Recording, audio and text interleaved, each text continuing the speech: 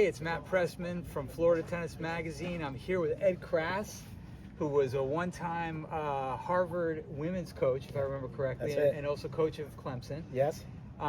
We're here at the one-on-one doubles at Saddlebrook Resort during the PTR International Rackets Conference, and wanted to learn a little bit more about one-on-one doubles. If you could tell us about it.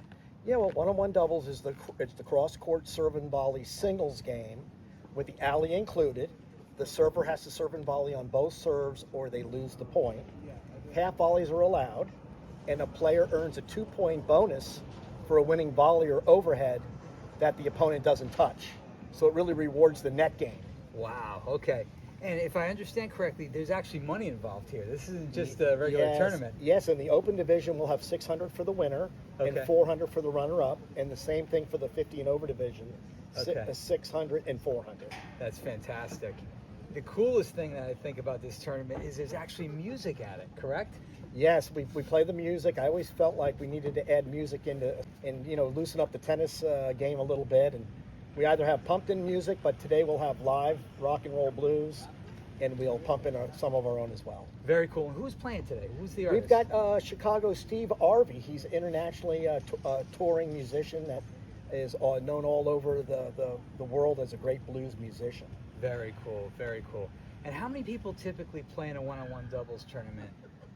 I would say, well, like this draw, for instance, is a full 32 draw. It's packed. Okay. We play round robin, so there'll be 8 separate draws with 4 players per draw.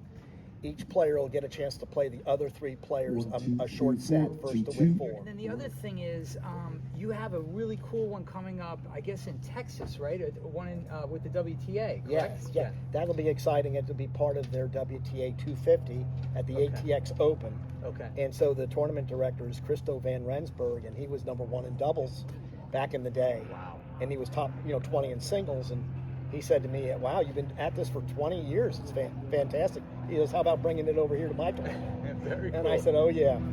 So it'll be exciting to see how they enjoy it. So this is bringing the lost art of serve and volley back, right? Yeah, bringing back the serve and volley and the net game and attacking the net, and just giving a lot of excitement back to that style of play.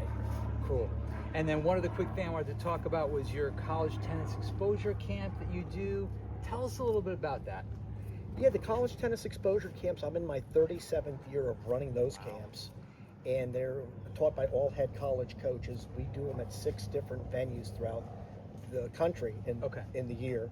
And they're just 2-day camps where you could be ages 14 to 18. And this year we may even take a handful of the NCAA transfer portal players as well. Okay. And this helps high school kids get exposure with college coaches if they're looking to make a college team or to get, obviously, best case scenario, get a scholarship. It's a wonderful opportunity for them to get out in front of these coaches. Absolutely. Right? But they get to interact on the court with the coaches, and coaches can see what their personality's like, their upside, their coachability, and how well they jive with them. Okay, cool. And so, yeah, this is a very exciting opportunity. Ed Krass has been around in the tennis world, a legend, doing one-on-one doubles, doing the college tennis exposure camp, having a great career as a college coach yourself. I found Ed, interestingly, trying to learn about the serve online. And so we'll leave with one thing. I wanted to get your one tip on how to serve properly.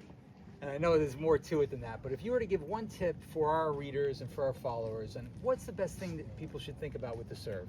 Yeah, I'd like to see the racket head go up, elevate up first, elevate and then accelerate, rather than de-elevate and then try to accelerate. So elevate and accelerate rather than the old school trophy position. Yeah. So it's almost they're now calling it the abbreviated serve, but what I started back in 1990 was I called it the biomechanically efficient serving technique, which I'm glad to see a lot of players and coaches are really working on that now. Yeah, and when I was a kid, I remember Roscoe Tanner used to have that kind of style, and nowadays there are also pros that are doing that. Yeah, I think Roddick was the first one to make it real famous back in the late 90s. He nailed it all the way to the U.S. Open. Wow. And then I think there's been a lot more ATP players and WTA players using this type of motion.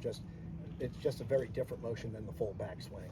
Well, we're super blessed to be able to sit with you here at the PTR.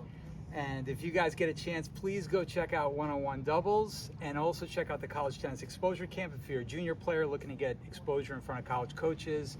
We're really happy that we had a chance to sit with you today, and I'm excited to play this tournament as well. Yeah, I'm so glad you could make it, Matt. Thank you.